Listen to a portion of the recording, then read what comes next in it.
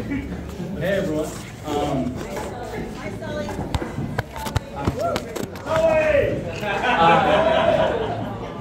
I'm truly honored to be here, and it is one of the greatest privileges of my life to be speaking after such an incredible ceremony, albeit a damp one.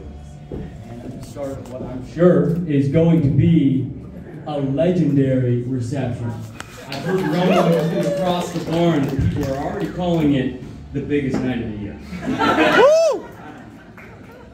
You know, when I look around this room, though, I see so many different groups of people. And this is a group that has traveled from across the country, but also from across all of these incredibly exciting periods of Kelly and Noah's life together to be here in Roxbury, New York.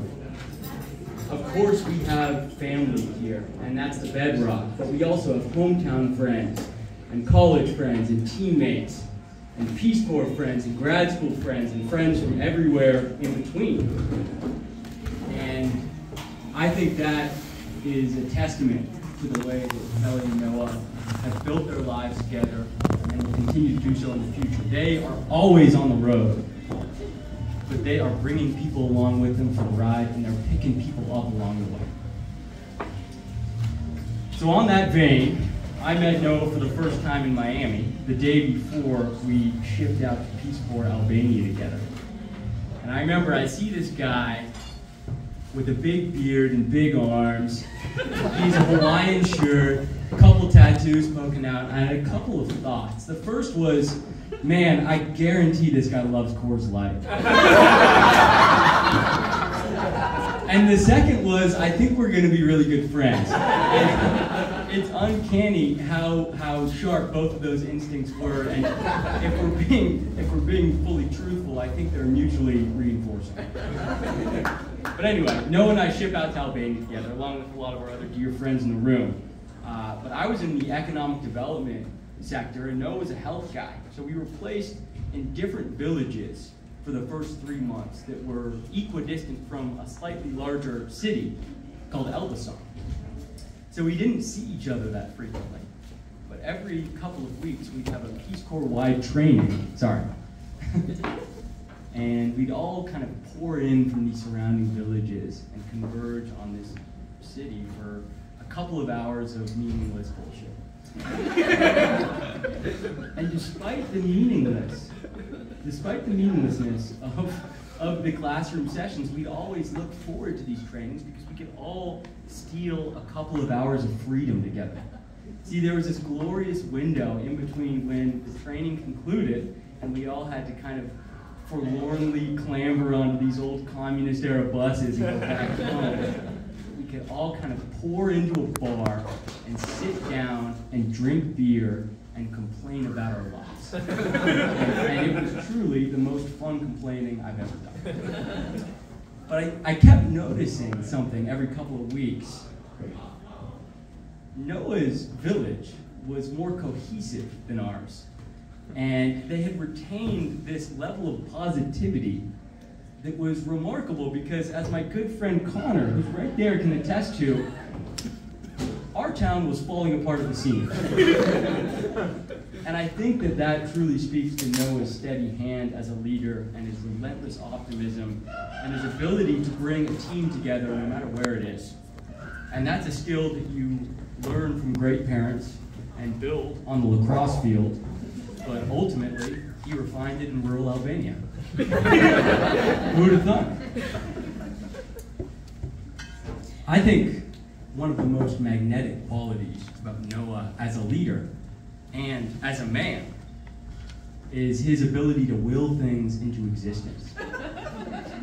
But that can be a bit of a double-edged sword because sometimes the things that he wills into existence can seem, how should I put this, logistically complex? Or if we're being completely honest, downright insane at first blush. And sometimes even at second blush. Like, let's take, for instance, Noah's great Albanian barbecue idea. On paper, the plan was pretty simple. We'd hike up steep, winding Albanian goat trails at sunset. And we'd all have backpacks loaded with sausages and bread and peppers and enough wine to kill at least one and maybe two sturdy Albanian horses. Then we each drink 1.5 liters of homemade wine and responsibly light a big bonfire to cover our guilt. And then finally we'd stumble down in the pitch dark. Sometimes I guess his ideas are even insane on third blush. But the thing is, they're so damn fun. Or for example, Noah deciding to make the 5-hour drive between St. Louis and Nashville 4 times in 3 days to not only make it to my bachelor party, but also go to Larissa and Austin's wedding. And knowing Noah, also probably coach a couple of lacrosse games. Or, and I'm guilty in this one as well, not only deciding to run a 50-kilometer ultramarathon in the Italian Alps together, but realizing we were too poor to afford a hotel and being forced to camp 3 miles outside of town. And then bringing a tent with black mold so we could live the summer together outside on the grass for the 3 days preceding the race, and still waking up on race day and thinking we had a chance to win.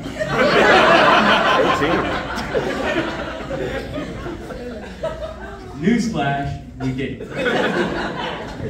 And one of us almost had a bit of a bathroom emergency. I'm not going to finish that story, but after a couple of Coors Lights, Noah might tell you about it. But anyway, Noah is great at willing things into existence, but he works so damn hard to make sure he gets what he wants. And he's so positive and thoughtful and sincere that even what seemed like stumbling blocks at the time turned into these memorable pillars of his relationships with everyone around him. So Noah and I have been on a ton of adventures together. And I've watched him change jobs and countries and facial hairstyles a million times. But of course, the main touchstone throughout all of that tumble has been Kelly. When Kelly and Noah both set off for their Balkans adventures, their relationship was relatively new. But anyone who heard him talk about his then-girlfriend Kelly knew that it was built to last. And no geopolitics or border crossings or constrictive U.S. government bureaucracy could slow them down. And look, I've talked a little bit tonight about Noah being relentless, but man, he's got nothing on Kelly. She is a force of nature. She did basically a tour of every war zone in the Western Balkans while doing incredibly emotionally taxing work and still finding the bandwidth to commit to and to continue growing this very international, very hard-won relationship that she was building with Kelly. And I think, and this is something that you both spoke about during your vows and that Gianna mentioned during the ceremony, but the special thing about the way that you built your lives together is that at the beginning, you didn't have a foundation besides each other. You weren't neighbors, you weren't in the same city, you were barely in the same country. So you didn't have the touchstones that a lot of other couples do early on.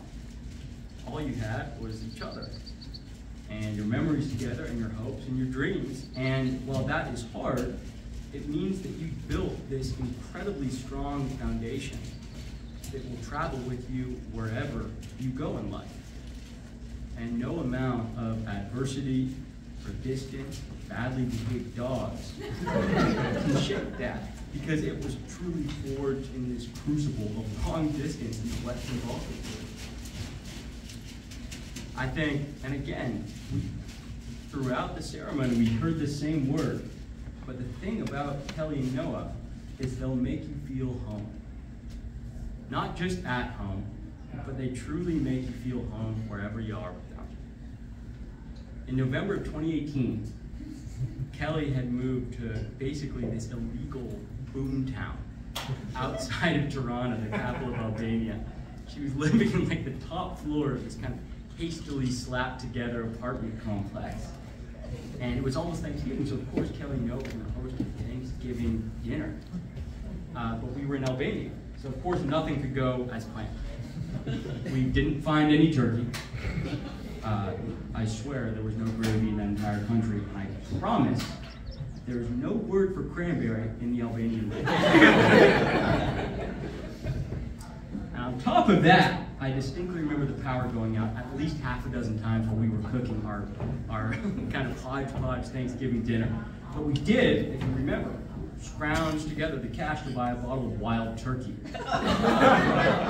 And truly, some of the best memories from that chapter of my life are sitting around at the table, drinking that whiskey, and then literally throwing a potato around the room in a series of progressively complex drinking games. And that truly is Kelly and Noah. They are going to find love and joy wherever they are, and with whatever they have, and with whoever is there with them. They bring people together, and they build this incredible foundation that will travel with them as they move through life together. I love you both, and I can't wait to be along for the ride. Here's Gio. Cool.